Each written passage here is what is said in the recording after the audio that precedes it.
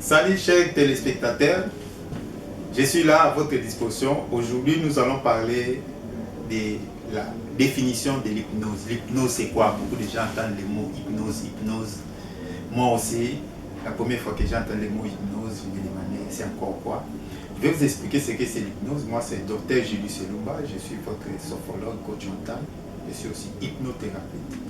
C'est que j'aide les gens, j'accompagne les gens à la prise en charge par les techniques d'hypnose.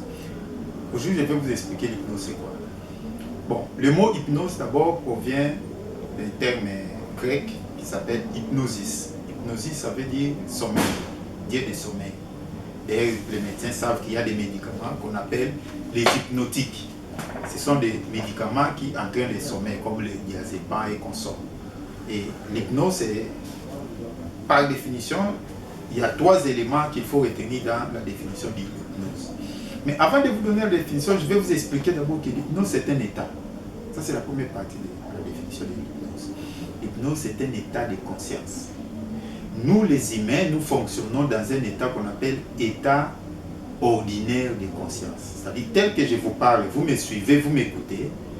Moi et vous, nous sommes dans un état ordinaire de conscience, un état d'éveil. Si vous êtes conscient, vous parlez, vous réfléchissez. Là, si on met des électrodes sur ma tête, avec l'examen que le médecin appelle EEG, électroencéphalogramme, on met des électrodes, je crois que vous voyez ça dans les films, c'est des émissions, des appareils qui détectent qu'une personne est morte. Lorsqu'on met cet appareil-là sur la tête, on capte le fonctionnement du cerveau. Ça crée un tracé électronique, et dans ce tracé-là, c'est ce qu'on appelle les ondes cérébrales. Et lorsque vous êtes dans un état d'éveil, comme vous et moi, vous m'écoutez, moi je parle, nous réfléchissons, 1 + 1 = 2, notre cerveau fonctionne dans cet état d'éveil que nous sommes, dans un rythme avec des ondes qu'on appelle les ondes bêta. Ce sont des ondes qui sont à une fréquence entre 12 et 25 MHz. 12, 25 à 30 MHz, ça c'est ce qu'on appelle les ondes bêta. Lorsque vous êtes agité, trop agité mentalement, vous passez à plus de 30 MHz jusqu'à 100, on appelle ça les ondes gamma ou les hyper bêta. Mais en résumé, retenez qu'en état d'éveil comme ça, nous sommes en état bêta. Et lorsque nous dormons la nuit, lorsque nous sommes en sommeil, notre cerveau modifie sa façon de fonctionner. Les tracés électroniques que vous voyez sur l'appareil là, ça serait avec des ondes de faible fréquence, entre 1 à 4 MHz à 4 Hz, ce qu'on appelle les ondes delta. Retenez que dans notre état de conscience ordinaire, comme nous fonctionnons, en état d'éveil, le cerveau fonctionne avec des ondes bêta, et lorsque nous dormons, le cerveau se met en mode delta. Ça diminue les fréquences. Ça, c'est les états ordinaires de conscience. Mais retenez qu'entre 12 et 4 Hz de fréquence, il y a d'autres fréquences au milieu. Il y a d'autres ondes au milieu. Vous ne dormez pas, vous n'êtes pas éveillé, vous êtes au milieu. En lingala, nous disons netozola la te, netozo nimba. Tu es en train de dormir, tu es en train de ne pas dormir. Entre éveil et sommeil, au milieu là-bas, notre cerveau a aussi d'autres fréquences. Entre 8 et 12, c'est ce qu'on appelle les fréquences des ondes alpha. Entre 4 et 8, on appelle ça les fréquences des ondes θ. En résumé, notre cerveau a 4 rythmes de fonctionnement. Bêta, delta, c'est éveil et sommeil. Au milieu, il y a alpha et puis θ. θ, c'est plus proche du sommeil. Alpha, c'est plus proche de l'éveil. Bêta et delta, c'est état ordinaire de conscience.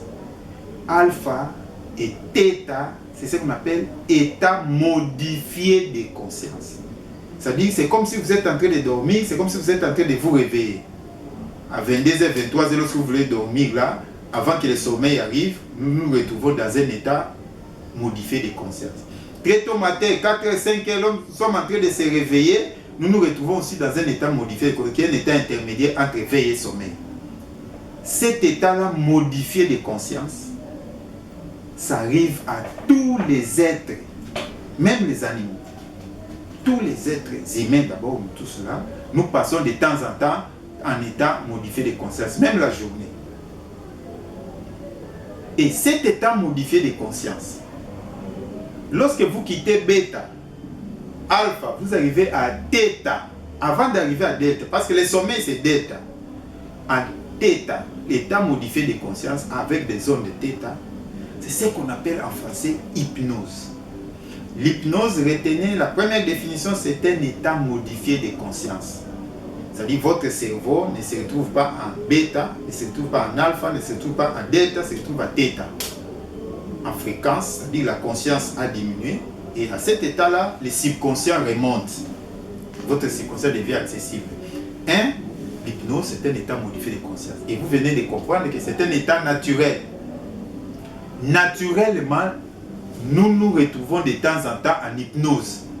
Je vais vous donner quelques exemples. Lorsque vous regardez un film passionnant, un film que vous aimez beaucoup, vous êtes plongé dans le film et à la télé, vous regardez, on peut vous appeler, on peut vous poser des questions, vous n'allez pas écouter. Parce que vous êtes concentré. C'est-à-dire, à un moment donné, votre cerveau va éliminer les autres perceptions, les autres stimuli. Vous n'écoutez que le film, vous êtes que dans le film, c'est ce qu'on appelle état modifié de conscience. Lorsque vous conduisez une voiture sur une route habituelle, une route connue, à un moment donné, vous allez vous retrouver que vous êtes arrivé à bon port, mais sans savoir ce qui s'est passé au cours de la route. Si on vous dit, bon, à tel rond-point, qu'est-ce qui s'était passé, vous n'allez même pas vous souvenir. Parce que lorsqu'on conduit sur une route connue, c'est devine d'habitude, vous passez en mode automatique. Vous conduisez automatiquement. C'est ça l'état d'hypnose naturel. J'insiste, c'est-à-dire que l'hypnose, c'est un état modifié de conscience. Et ça se passe d'abord naturellement. Chacun de nous, de temps en temps, nous entrons dans cet état-là modifié de conscience parce que c'est moins énergétique, ça demande moins d'efforts. C'est un système de pilotage automatique. C'est ce qu'on appelle état modifié de conscience. C'est ce qu'on appelle l'hypnose. Ça, c'est l'hypnose naturelle. Que vous vous mettez dans cet état-là et vous fonctionnez normalement. Un avion qui a décollé arrive à un certain C, une certaine altitude, se met en pilotage automatique. C'est ça l'état d'hypnose. Deuxièmement, cet état-là modifié de conscience, que nous avons appelé état d'hypnose, peut être provoqué. Voilà la bonne nouvelle. C'est-à-dire, au lieu que vous vous retrouvez dans cet état-là comme si vous regardez un film ou bien vous lisez un beau roman, là vous êtes plongé dans ça, on vous appelle là matière, vous n'écoutez pas. Ça c'est naturellement, mais vous pouvez aussi provoquer cet état-là pour se retrouver dans cet état-là. Et c'est là où intervient l'hypnose comme une technique. Ça c'est la deuxième définition de l'hypnose. L'hypnose c'est une technique qui consiste à mettre quelqu'un dans cet état d'hypnose, dans cet état modifié de conscience. Et lorsque quelqu'un exerce ça sur une autre personne pour le faire, en grande partie, c'est ce qu'on appelle l'hypnose, mais en termes techniques, nous appelons ça hétéro-hypnose. Hétéro-hypnose, ça veut dire qu'il y a deux personnes, ou deux parties. Il y a un émetteur, quelqu'un qui parle, qui donne des suggestions, je vais expliquer ça, et l'autre se met dans cet état, se retrouve dans cet état-là, modifié de conscience. Ça, on appelle ça hétéro-hypnose. Mais vous pouvez le provoquer vous-même. Si la personne provoque cet état-là, se met dans cet état modifié de conscience, lui-même il le provoque, on appelle ça auto-hypnose. L'auto-hypnose, c'est comme moi, j'ai dit, bon, je vais me mettre dans un état modifié de conscience et je modifie mon état, je me retrouve entre veille et sommeil, c'est comme si je dormais, et là, c'est l'auto-hypnose. Ça, c'est la deuxième définition de l'hypnose. La première, comme je venais de le dire, c'est un état modifié de conscience. Ça peut être naturel. Mais deuxièmement, je dis que ça peut être provoqué, soit par quelqu'un d'autre, soit par vous-même.